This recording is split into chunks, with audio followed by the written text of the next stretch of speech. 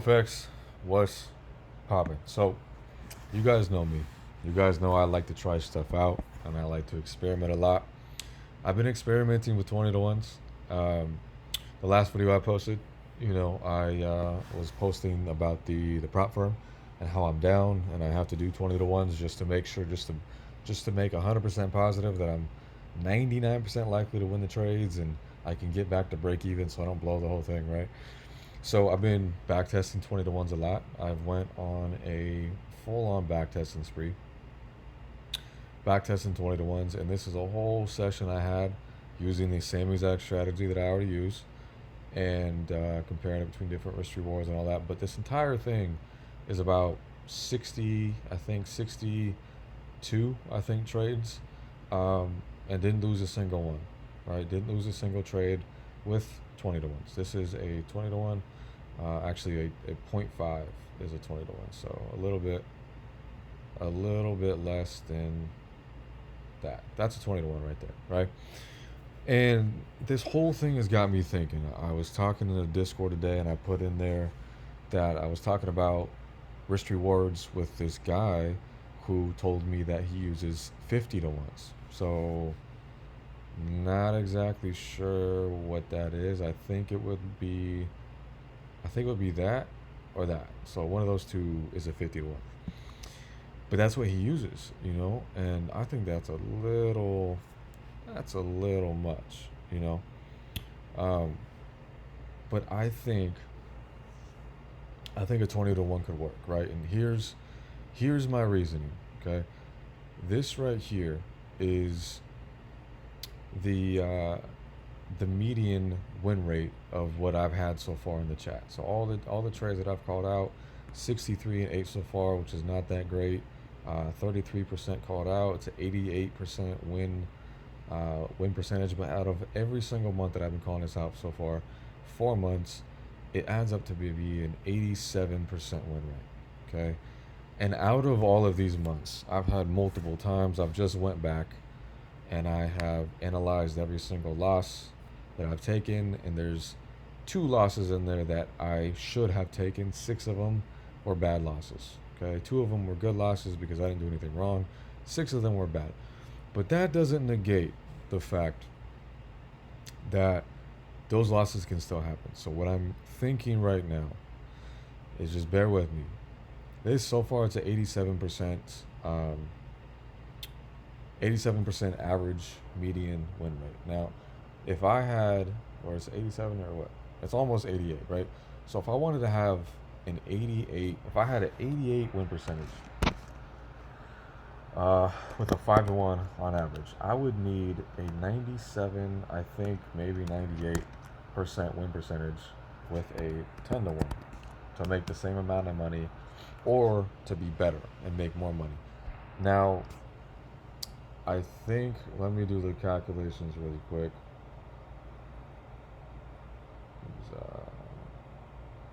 I think if I had 100% win rate with a 20 to 1, it still would not beat an 88% win rate with a 5 to 1. Now, with all that being said, I think these two would add up to be the same, which this is likely to have. I don't know how likely it is to consistently be able to win 97 to 98% with the 10 to 1. This, so far, it seems pretty doable. I mean, I've had a lot of losses that I shouldn't have had. My win rate would probably be like 92, 93%. If I didn't, but 100% win rate with the 20 to 1 so far seems very doable.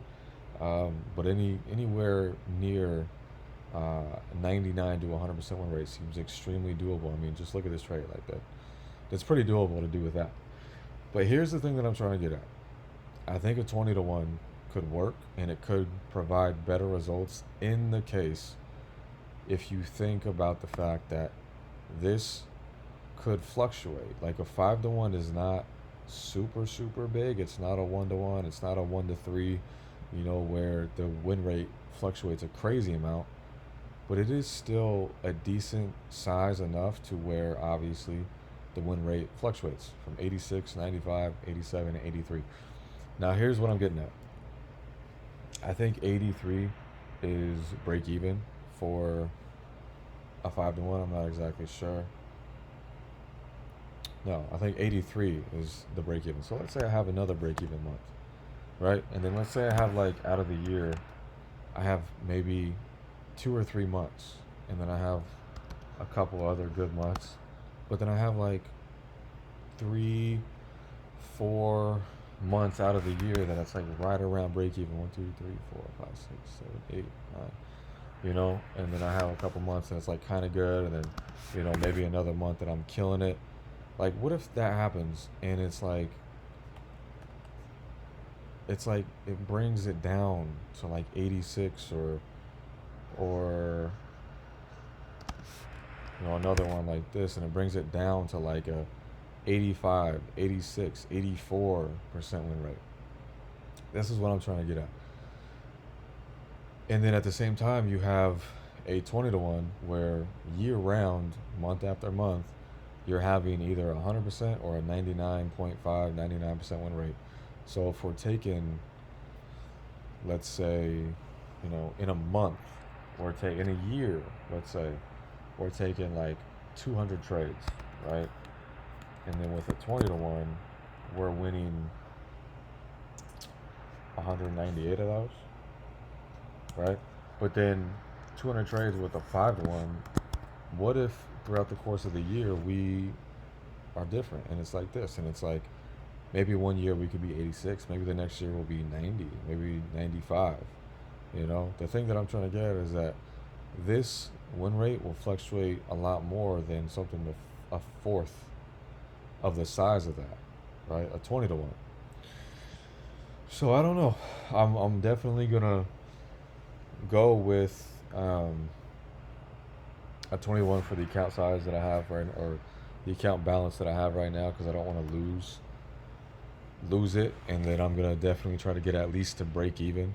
It's probably gonna take like 20 trades or whatever to get to break even, but I just don't want to lose the account, so I want to ensure that I can definitely pass it, and show you guys that you can pass an account challenge with a negative risk reward, which I know you can, and there's been plenty of people who have told me that they can do it, and I've already proved that you can pass the first part of a challenge with a negative risk reward, and the equity curve was beautiful, and so I just fucked up and took 2 losses, but I'm gonna pass it. But this is my thing that I'm getting at. If you take this and compare it to something like that, who would win in the long run? Like, how would you maybe be able to compound this account faster because you'd win, you know, anywhere from 15 to 5, 10% more per trade? If this is anywhere near, if this is at like 88 to 89% win rate or higher, it's going to be hard for a 20 to 1 to beat it. But that's the thing. For how long and how consistent can you have a 90% win rate? Can you have an 89% win rate? Because a 20 to 1 is going to make it very easy for you to have a 99 to 100% win rate every single month, every single year. It's going to make it really, really easy. So over the course of 10 years, I mean, how is that going to differ? I've been going on this equity curve calculator. I think somebody put it in the chat, and I've been using this thing, man. And if you put on here that you do all these settings and whatever, and then eventually down here it'll pop up and it'll put in a 0.5 R. You just have to keep clicking through it for it to get to that point. Sometimes it takes forever. This is pretty close, right? 0.06. If you look at the equity curve on that thing, look how smooth that is, right? Out of 1,000 trades, you would have lost 11, right? You would have grown the account from 1,000 to 5 million, whatever, right? And that's not even a 0.5. The lower it goes, the smoother the equity curve, the less losses you have. It just, for some reason, it takes forever for it to pop up. There it is, right? Equity curve is nice. Higher highs, higher lows. You have more losses, whatever. But the thing that's the difference is, let's say now you're going for a 5 to 1, right? A 0.2. You're going to see a massive difference right here. Look at the difference in the equity curve. Look at the difference in how choppy. Like here on the 0.5, it was like 4 or 5 of these things going up. This is all over the place, right? And the reason is that there's a lot more losses. There's literally 100 more losses, right? And I mean, that thing speaks for itself. So in over the course of 5 years, how likely is it for you to be able to keep and maintain a 90 to 89 to 90% win rate minimum for 5 years straight, right? With a 5 to 1. How likely is that versus keeping a 99% win rate with a 20 to 1? 20 to 1, I feel like it would be much easier to maintain a 99% win rate because of this, because of how small the TP is. I mean, it's almost guaranteed that you're going to win every single time. Whereas, with a 5 to 1, I mean, this is the data that I've had so far: 86, 95, 87, 83. 1 month was really good. 3 months were average. It wasn't that great.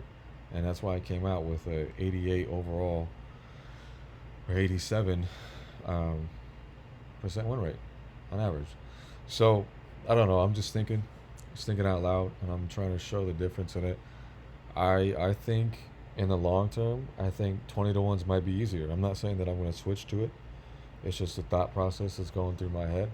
I think it might be a little bit easier to do 20 to 1s, and I think potentially in the long run, I think you could make more money doing a 20 to 1 simply because of a few things. I mean, you're going to win a lot more. The psychology is going to be better because you're going to be winning the majority of trades. The account might be able to compound a little bit faster because of the fact that you'll just never lose. I mean, if you have, an account where you lose 100 times, 108 times, versus an account where you lose, 3 or 4 times out of 1,000 trades, I mean, that it might compound faster. It might not compound faster in the first couple of years, but over 5, 10 years, because you are risking.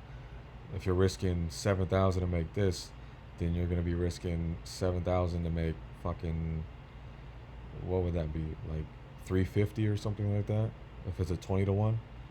So you're gonna be gaining a little bit. I mean, a lot less, a fourth or a fifth of a 5 to 1. But over 5 years, how much more would that be over time? Since every time when that guy loses, you're winning, right?